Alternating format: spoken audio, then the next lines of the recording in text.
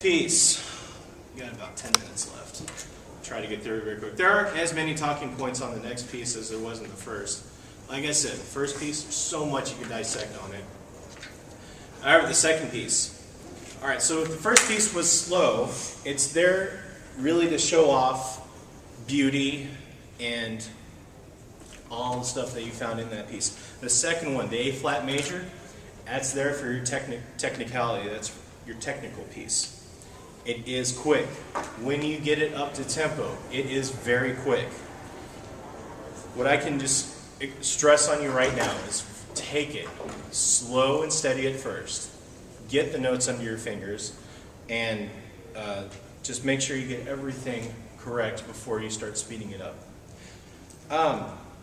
So let me go through my talking points real quick, and I'll actually give you a really good rehearsal technique in order to get this really good. It's going to take a lot of time, but in order to get this perfectly, or as perfect as you can get it, this technique will actually help you out. It's actually a technique that I learned from Royston Bodsvik, if you know him. Alright, so first off, aside from the C major piece where there was no key at all, or it was in the key of C major, there's no sharps or flats, didn't really have to worry about it. If you're on a C tuba, it's your best friend. If you're on a B flat still or whatever, you're going to have to work on it just a little bit. Alright, but this next one's A flat major. Key, key, key, key, key. All your band directors have been yelling at you since time immemorial about your key signatures. Very important. Do your scales, learn them, memorize them, and it'll help you play music a lot better. Tempo. Keep it strict. This is a very strict technical piece. If you look at it, it's all 16th notes in 3/8.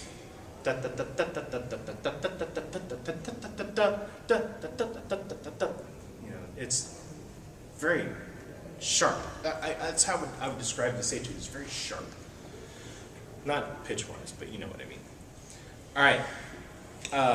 As well, as I said before in the last week, subdivision.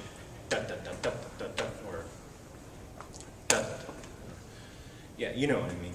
Since we're in 3/8, your 8th note is probably going to serve as your beat, your tempo that you will be doing, although it says your dotted quarter note is equal to 66, 76.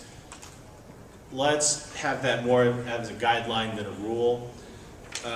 But keep your 8th note as your beat.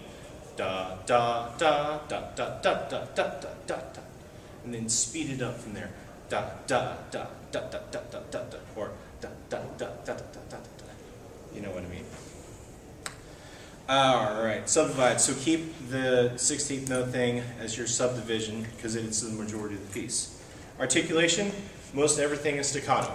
Very short, very crisp. Da, da, da, da, da, da, da, da, da, da, da. A little bit of separation in there. There are slurs, accents, all that fun stuff that we've seen before. Dynamics. And here's our problem with this one. There's very few dynamics in this piece.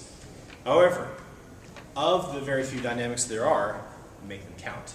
Like I said before, use extreme dynamics. This is a piece I would use extreme dynamics in. We have, start off the beginning, forte. Da da da da da da da da da da da da.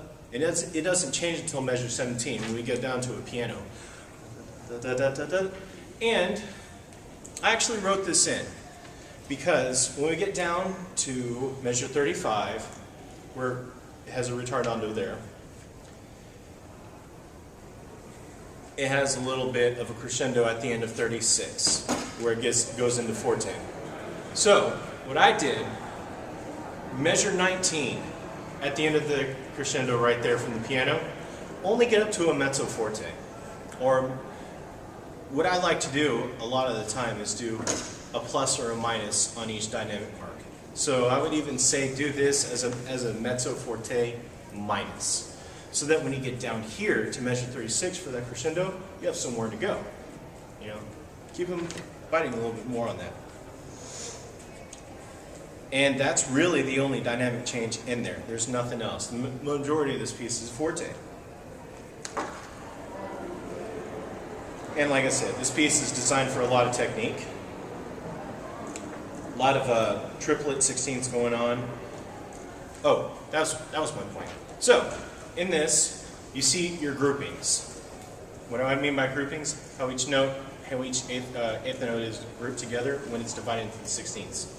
So you'll get sometimes da da da da da da da da da da. You feel the 3 pattern, right? But there's a problem, because somewhere around right here, you'll start to see groups of 2s. Da da da da da da da da da da da da da da.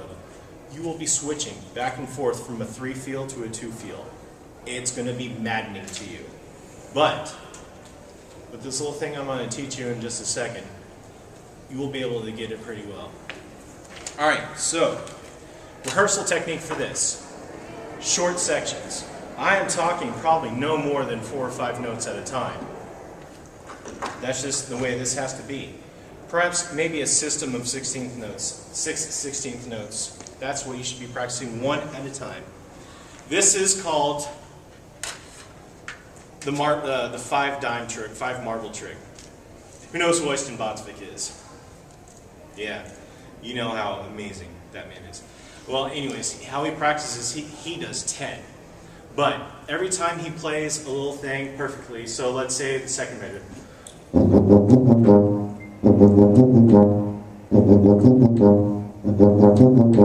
If he does that for 10 times, he can move on to the next one. I do it for 5 because sometimes it is just so infuriating that I want to throw this horn into the wall. Not at the wall, into the wall. Alright, so let me try to get through this piece as much as possible before we have to quit.